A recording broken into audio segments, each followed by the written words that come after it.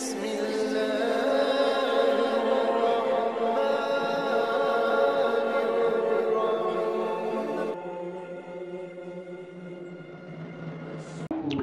Bismillahirrahmanirrahim. Assalamualaikum warahmatullahi wabarakatuh. Alhamdulillahilladzi ja'ala syahra ramadhan alladzi unzila fihi al-Qur'an hudan lin-nasi wa bayyinatin minal huda wal furqan. Asyhadu an la ilaha illallah wahdahu la syarika lah wa asyhadu anna sayyidana wa nabiyyana Muhammadan abduhu wa rasuluhu la nabiyya ba'da. Allahumma fassalli wa sallim wa barik ala sayyidina Muhammadin wa ala alihi wa ashabihi ajma'in, amma ba'd. Alhamdulillah, pemirsa NU Damai Channel ya, TV, yang alhamdulillah pada pagi hari ini mendapatkan giliran saya untuk mengisi tausiah, di mana pada saat ini insyaallah kita akan membahas puasa kaitannya dengan kesehatan. Ada beberapa dalil yang menjadi bahan rujukan kita untuk kemudian mengembangkan tema ini lebih jauh. Yang pertama, di dalam Al-Quran Allah subhanahu wa ta'ala berfirman, wa antasumu khairul lakum in kuntum ta'lamun, dan berpuasa lebih baik bagimu, kata Allah, in kuntum ta'lamun, jika kamu mengetahui, jika kamu memahami tentang tata cara berpuasa yang baik, mengerti tentang manfaat dari puasa yang kita tunaikan di bulan suci Ramadan ini. Yang kedua, ada juga hadis yang berbunyi yang sangat populer, sumu tasihu, berpuasalah kamu sehat.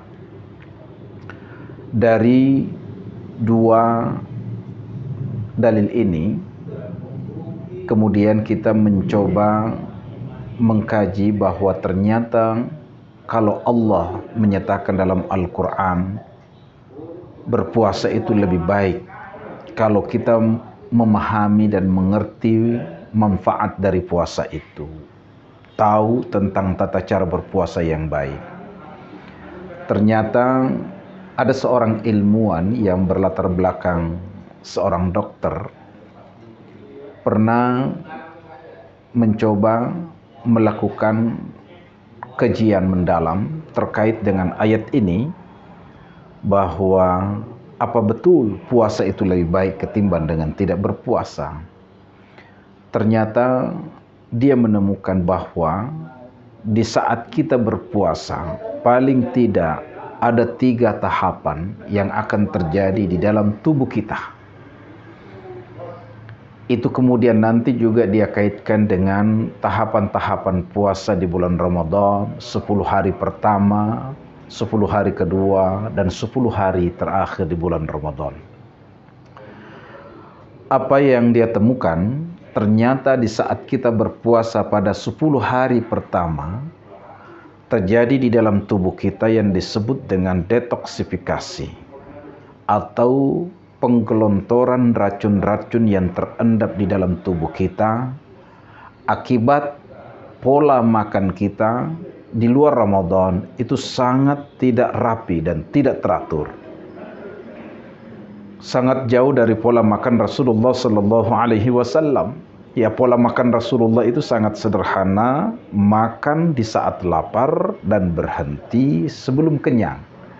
Nah, ini yang kadang-kadang kita sangat jauh dari pola makan Rasulullah sallallahu alaihi wasallam. Nah, ternyata pola makan yang tidak bagus di luar Ramadan itu membuat tubuh kita terlalu terbebani, alat pencernaan kita, bahkan tubuh kita menyimpan begitu banyak racun-racun akibat pola makan yang tidak terkendali dan tidak terkontrol itu. Nah, pada 10 hari pertama kita berpuasa, ternyata telah terjadi pembuangan racun secara besar-besaran. Itu sebabnya ketika kita berpuasa pada 10 hari pertama, terjadi penurunan berat badan yang drastis. Ini bisa kita buktikan nanti, tentu berbeda nanti pada 10 hari kedua dan 10 hari terakhir. Itu terjadi pada 10 hari pertama kita berpuasa, terjadi penurunan berat badan yang sangat drastis. Nah, tentu saja kalau kita sudah berpuasa 10 hari, ada orang yang tidak turun-turun berat badannya, itu dipertanyakan. Jangan-jangan pola makannya yang pindah saja waktunya.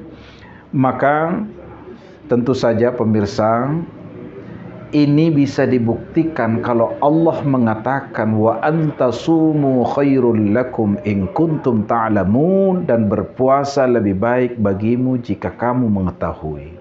Ternyata salah satu rahmat yang paling nyata yang kita rasakan di saat kita menjalani puasa ini adalah Allah membuang sebahagian besar penyakit-penyakit yang terendap di dalam tubuh kita. Sehingga dokter yang tadinya melakukan penelitian ini sebetulnya mengambil ada 10 sampel. Orang-orang yang potensi penyakitnya banyak, kolesterolnya tinggi, gula darahnya tinggi, hipertensinya, dan berbagai macam potensi penyakit yang tersimpan dalam tubuhnya. Setelah dia menjalani puasa 10 hari, ternyata alhamdulillah diperiksa kembali, dia sudah mengarah kepada situasi dan keadaan yang normal, kondisi tubuh yang dia rasakan. Nah, itu membuktikan bahwasanya perintah puasa yang kita jalani di bulan Ramadan ini, kalau kemudian kita jalani dengan baik sesuai dengan tuntunan Rasulullah Sallallahu Alaihi Wasallam, maka itu akan memberikan dampak yang sangat baik terhadap kesehatan jasmani tubuh kita. Itu pada 10 hari pertama. 10 hari kedua terjadi yang disebut dengan rejuvenasi, peremajaan sel-sel yang rusak di dalam tubuh kita akibat pola makan kita yang tadinya sangat tidak rapi, sangat tidak teratur. Tapi ternyata di saat kita berpuasa, kita istirahatkan tubuh kita ini untuk mengkonsumsi makanan. Sepanjang hari kita istirahatkan. Karena kita istirahatkan, akhirnya tubuh kita ini memiliki mekanisme alamiah yang sangat canggih untuk menyembuhkan bagian-bagian tubuh kita yang rusak.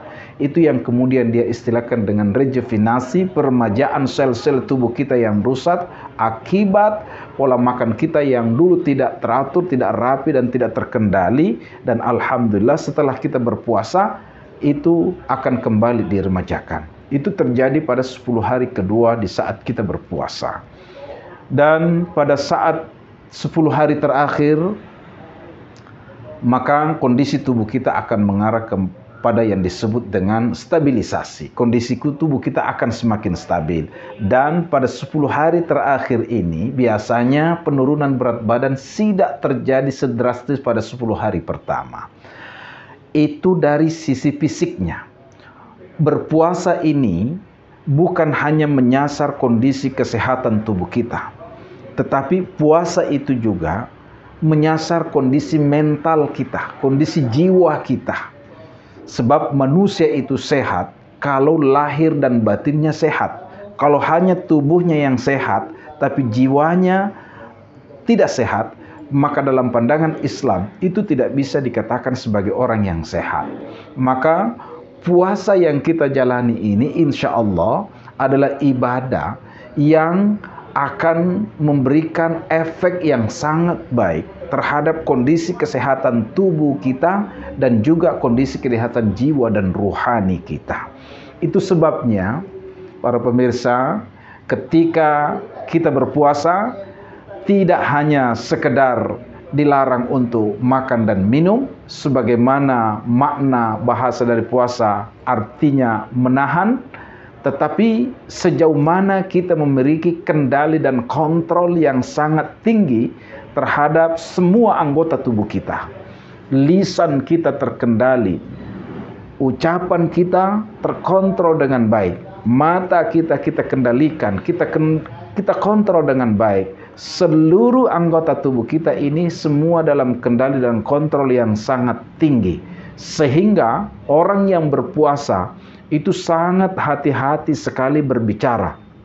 Sebab memang Rasulullah memberikan peringatan, Kadang ada orang yang berpuasa secara syar'i puasanya sah, gugur kewajibannya, tetapi nilai pahalanya di mata Allah Subhanahu wa taala itu tidak ada. Kenapa?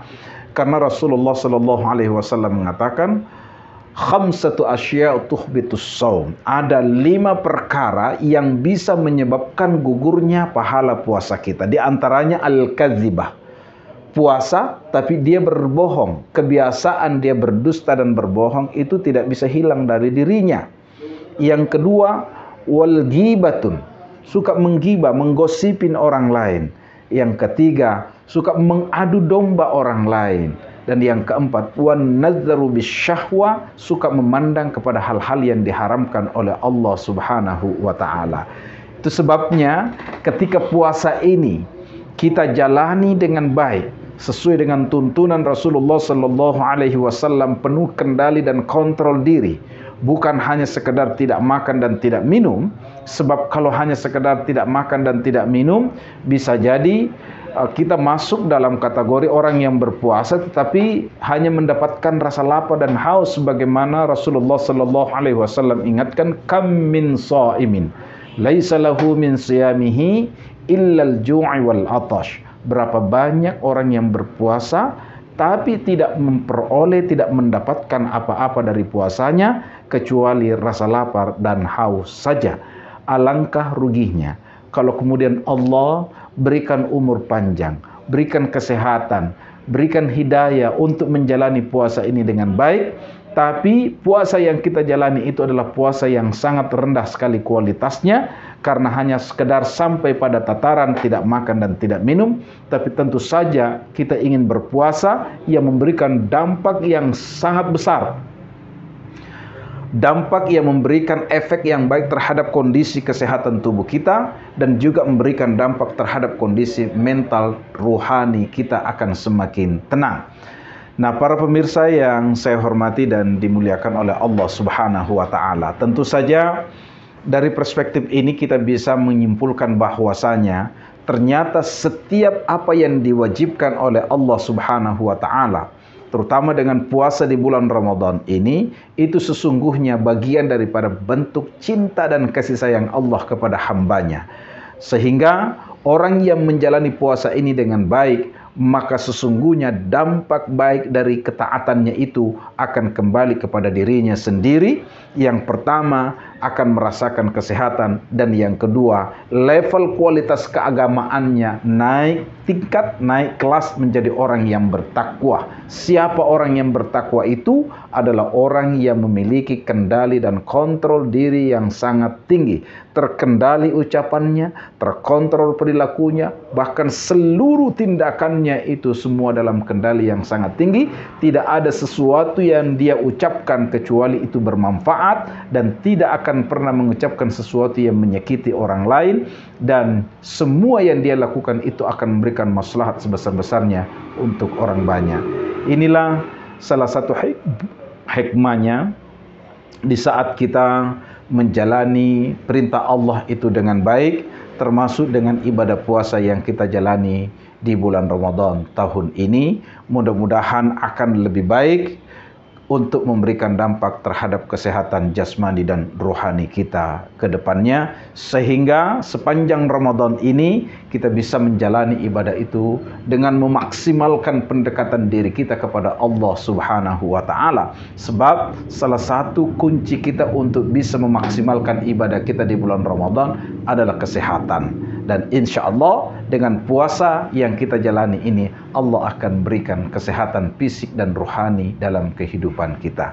Saya kira ini mudah-mudahan ini akan memberikan dampak yang baik bagi kita semua, dan kita akan merasakan dari bentuk ketaatan kita kepada Allah, kita akan merasakan manfaat yang sangat luar biasa dari apa yang kita lakukan itu.